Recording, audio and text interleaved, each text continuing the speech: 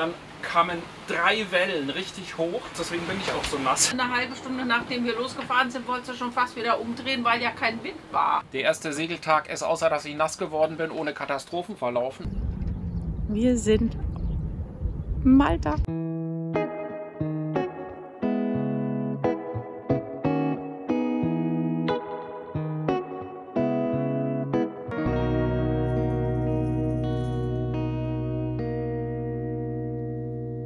Also ich bin pitschnass von oben bis unten.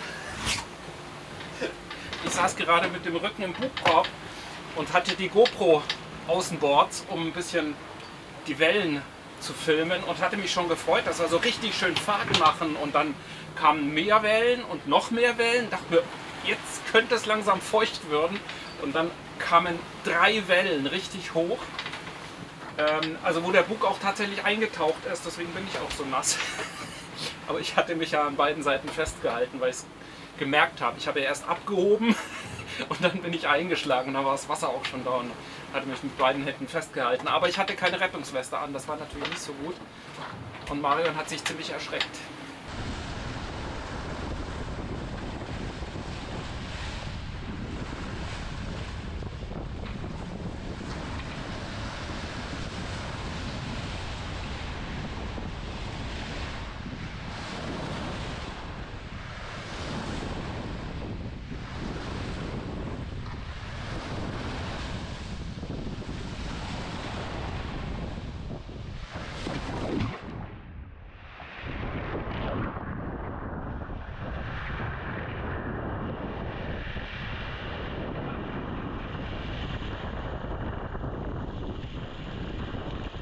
So, ich bin trockengelegt, ich habe jetzt was anderes an. Also wir machen gerade wirklich gute Fahrt. Wir haben alle 3 Segel draußen. Am Anfang haben wir ja versucht, die auszubaumen, weil wir dachten, wir hätten sehr tiefen Wind, also sehr raumen Wind, fast achterlichen Wind. Und dann steht die Genua viel besser, wenn gerade bei der seitlichen Welle, wenn wir es ausbaumen. Aber das war keine gute Idee, dafür waren wir dann doch zu hoch am Wind. Jetzt haben wir alle 3 Segel draußen, wir sind fast auf halbem Wind, haben 17 Knoten, die Segel sind alle ungerefft und wir fahren so in der Spitze ca. 6,7, manchmal 7,5 Knoten, das weiß man immer nicht so genau, wo man dann wirklich liegt. Wir surfen ja auch so ein bisschen die Wellen runter. Ja, und ich bin echt froh, weil ich hatte vorhin befürchtet, dass der Wind eben gar nicht kommt. Und das wäre schade gewesen, weil wir wollten unbedingt raus und wir wollten heute unbedingt los. Und wir wollten auch nicht hier an der Küste entlang Richtung Osten segeln, Richtung Syrakus oder Portopalo, sondern wir wollten tatsächlich nach Gozo oder nach Malta rüber. Und ja, jetzt haben wir ungefähr ein Drittel der Strecke, vielleicht sogar die Hälfte. Ich habe es gerade nicht so ganz im Blick. Und es ist echt ein tolles Segeln. Ein schöner Saisonstart ist das. Findest du auch, dass das ein schöner Saisonstart ist? Dann musst du erklären, warum nicht. Jetzt ja. Jetzt ja, weil ich noch Ja. an Bord bin, oder wie? Ja, weil du auch wieder normal bist. Und warum? Was war denn? Eine halbe Stunde nachdem wir losgefahren sind, wolltest du schon fast wieder umdrehen, weil ja kein Wind war. Ja, dafür war jede Menge Welle. Ja. Und dann habe ich gesagt, lass doch noch warten. Kommt doch noch. Ja, es hat jetzt 2 Stunden gedauert, bis tatsächlich dann Wind da war. Ja. Und jetzt kannst du dich ja nicht beschweren über den Wind. Nee, Wind, ich schwimmen war ich auch schon. Delfine. Delfine fehlen noch. Ja. Ja. Ich glaube, ich kipp jetzt gleich mal einen Gin über. Über die Frau oder über das Meer? Nee, übers Meer. Ja, gib doch mal Poseidon was. Ja. Das mache ich, glaube ich, jetzt gleich mal.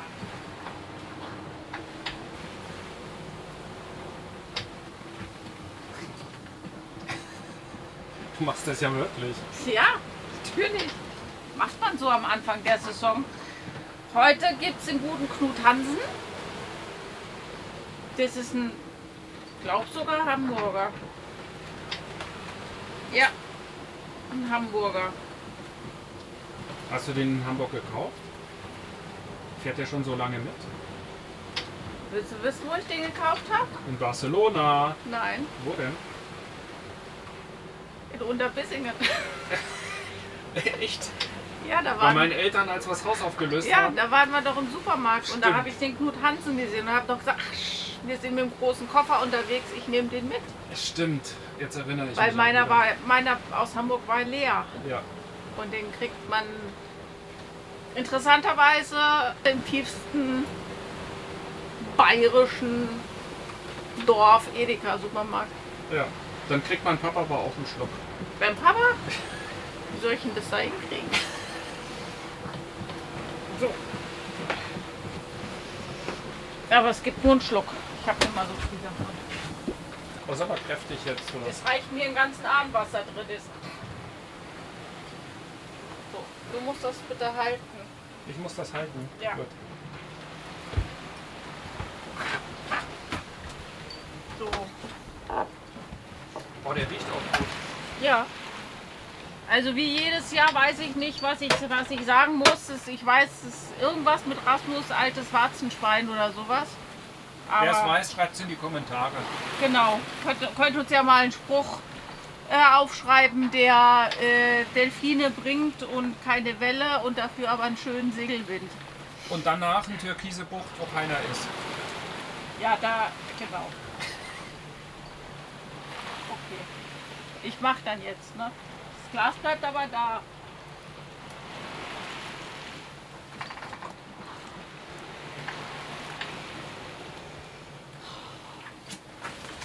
Jetzt kriegt die Frau auch gleich einen, ne? Nee, nicht. Bleib stehen. Auch keinen. Das geht auch so mit dem Schwanken. Dankeschön. Fertig. Fertig. Erledigt. Und schläft der Wind ein. Dann gibt's. Also ich habe mich letztes Jahr schon gefragt, ob der Gin die richtige Wahl war. Manche nehmen Rum, bei uns war es Gin. Ein Schluck für Rasmus ins Meer, bevor die Reise beginnt. Ein alter Brauch der Seefahrer. Damals waren Opfer für die Götter ganz selbstverständlich. Ein Zeichen des Respekts. Ein Wunsch nach gutem Wind und sicherer Fahrt. Mit der Zeit wurde daraus der Gruß an Rasmus. Der Geist, der über Wind und Wellen wacht. Es geht nicht darum, was im Glas ist. Es geht darum anzuerkennen, dass wir da draußen nicht alles in der Hand haben. Ein kleiner Moment der Ehrfurcht, bevor das Abenteuer ruft.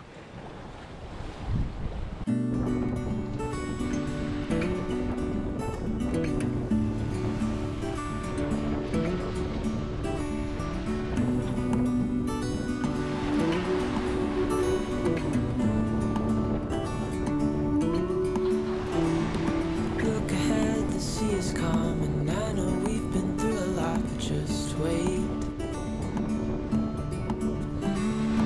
Wait for better days to come and carry us like wind in our sails. Hold on tight, I can smell the shore, it's right in front of us if we just hold on tight. This vision that I saw is getting closer every dawn. We are dreamers of the shore.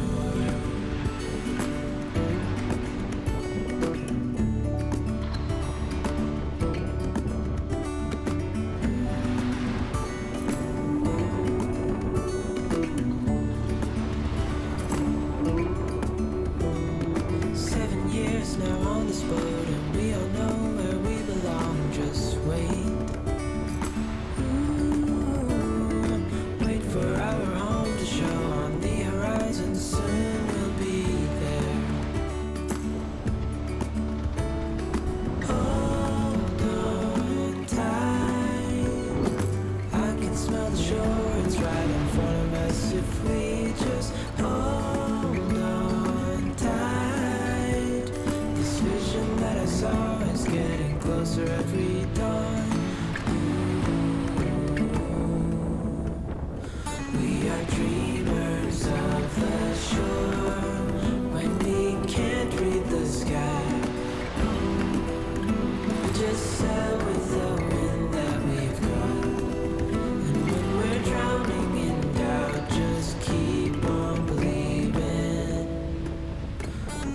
dreamers of the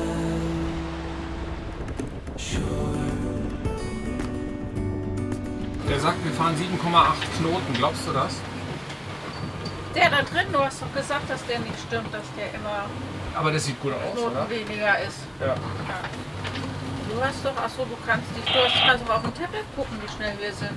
Ja, aber das, Ja, ist das da noch? ja, natürlich. Hier, halt mal. Wo soll es sein? So, dann gucke ich jetzt mal nach, weil das Tablet ist unser Navigationsgerät, da läuft auch AIS drauf. Übrigens, der Plotter ist da unten, aber den kann man von hier aus sehen. So. Was haben wir denn? 5,6 sagt er hier. Und er sagt 7,4. 5,7, 7,4. Das würde ja bedeuten, dass wir Strom gegen anhaben, ne? Vielleicht stimmt die Lok auch einfach nicht. Ja, also Amel hat, ich weiß nicht, was das ist. Wenn das jemand weiß von den Amel-Leiten, dann schreibt es uns gerne auch in die Kommentare.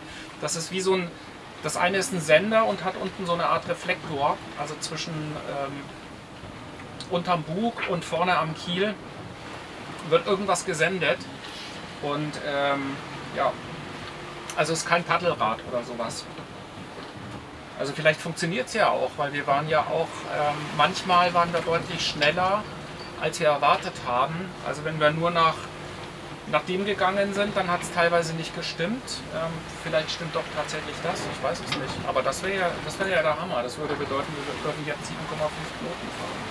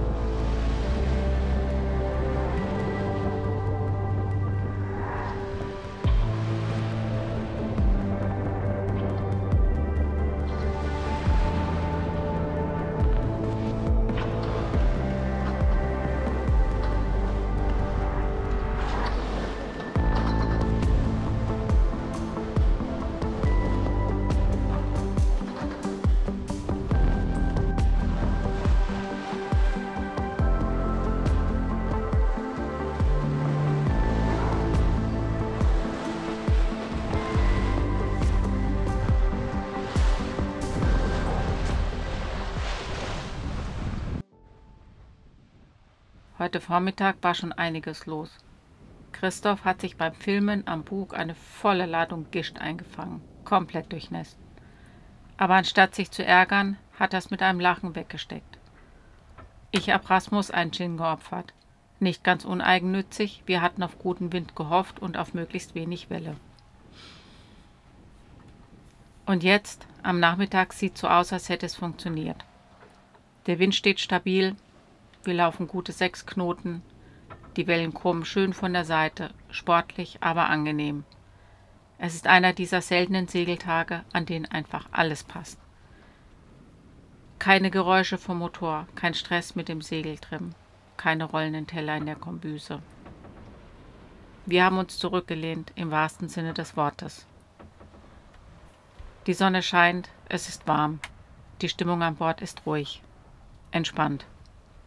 Nach der langen Winterpause fühlt sich das fast ein bisschen an wie ein Neuanfang.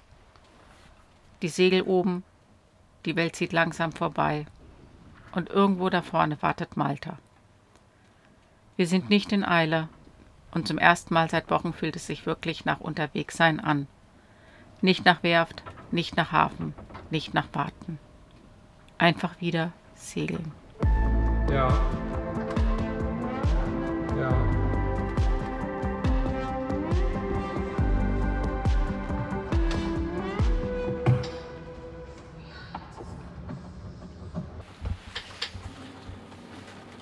Da ist Gozo. Gozo. Wir haben es geschafft. Ja, also Wir so. sind woanders. Ja, genau. Wir haben das sind Winterlager aus dem Hafen. verlassen. Wir hatten echt Hafenkoller. Und der erste Segeltag ist, außer dass ich nass geworden bin, ohne Katastrophen verlaufen. Also technisch funktioniert alles, außer der Ausholer. Da habe ich ja gerade die Kohlen getauscht, aber der hakt trotzdem noch ein bisschen. Der braucht manchmal sanfte Gummihammerschläge, um dann doch zu laufen. Aber Aber wenn das alles ist, geht's ja noch. ja, genau, wir sind unterwegs. Das ist das Wichtigste. Und ich freue mich auf unsere erste Nacht vor Anker. Uns werden noch viele folgen. Also wir haben jetzt gerade eben noch mal durchdiskutiert, wo wir denn jetzt hinwollen, weil die Bucht, die wir uns ausgesucht hatten, die kriegt jetzt doch noch ein bisschen Schwell und der ist nicht ohne. Auf Gozo, die Bucht. Auf Gozo, genau. Wir hatten uns eine Bucht auf Gozo ausgesucht und haben jetzt umentschieden, dass wir in eine Bucht auf Malta fahren, die sehr geschützt ist für die nächsten 2 Tage, damit wir jetzt wirklich erstmal ankommen können wieder. Also Ja. wir müssen, ich glaube, wir müssen erstmal kurz durchatmen, wenn wir da sind. Ja. Und ja, aber in 2 Tagen müssen wir auch schon wieder weiterfahren, weil der Wind dreht. Da müssen wir Ja. uns eine andere Bucht suchen. Ja. Also wir steuern heute Nacht Melilla Bay an. Und da kann man eben auch nachts problemlos ankern und gut ansteuern. Und das machen wir jetzt. Wir haben gerade Kurs neu gesetzt. Das heißt, wir fahren jetzt noch mal so circa, naja, bei der Geschwindigkeit eher 3 Stunden. Also der Wind schläft langsam ein und die Welle ist auch nur noch, ja, vielleicht so 0,5 hoch. Wir haben sie jetzt achterlich, die schiebt uns noch ein bisschen. Also wir gondeln jetzt so gemütlich vor uns hin, solange es irgendwie geht und Ja. werden erst dann so spät wie möglich den Motor anmachen. Ja. Und werden dann irgendwann vor Mitternacht da sein und das ist auch okay. Die Saison hat begonnen. Juhu! Keine Delfine. Ich habe eine Schildkröte gesehen, meine erste Schildkröte in meinem Leben. Also so 60 Zentimeter groß etwa. Schwamm da auf einmal. Ja, nicht die letzte jetzt. Doch, ja, weißt du was? Nee, das war ein Rochen, was wir gesehen haben. Ja, Rochen haben wir schon Rochen hatten gesehen. wir gesehen. Stimmt, das war keine Schildkröte. Das wird, wenn es so läuft, wie das sein soll in Griechenland, wird das nicht deine letzte Schildkröte sein. Da habe ich auch nichts dagegen. Ja, mal sehen. Mit Schildkröten tauchen. Okay. Ja, schauen wir mal. Das Wichtigste ist, wir sind los und wir hatten keine Probleme. Wir Ja. sind einfach rausgefahren, haben Segel gesetzt und sind richtig schön gesegelt. Ja, Das teilweise war auch richtig schnell. Echt. Ja. Das war eine, wie sagst du so schön, eine Rauschefahrt. Eine Rauschefahrt. Eine Schön war's. Rauschefahrt, Schön ja. war's. Ja.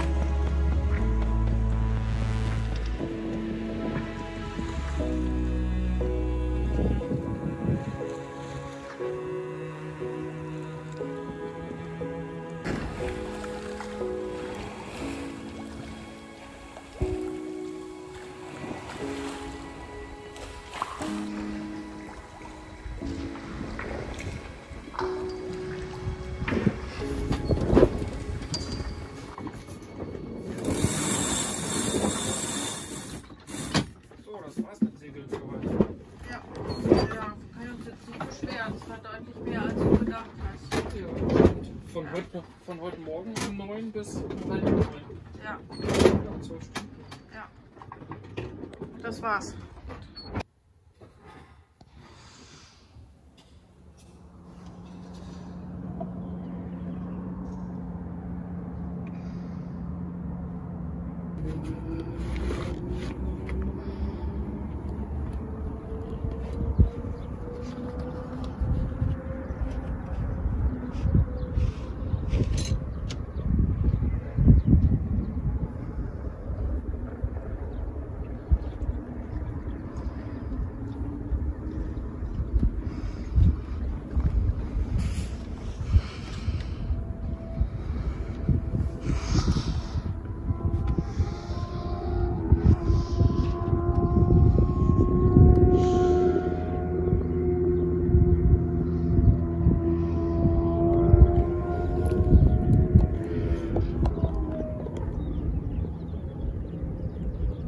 Wir haben es geschafft. Wir sind in Malta. Ich kann es gar nicht glauben. Es ist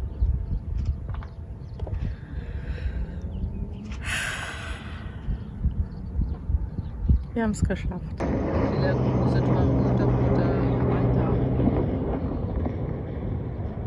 Du kannst hier eine günstige Firma machen und zahlst keine Steuern. Guck mal, Majestic fährt auch raus. Ja, die werden wahrscheinlich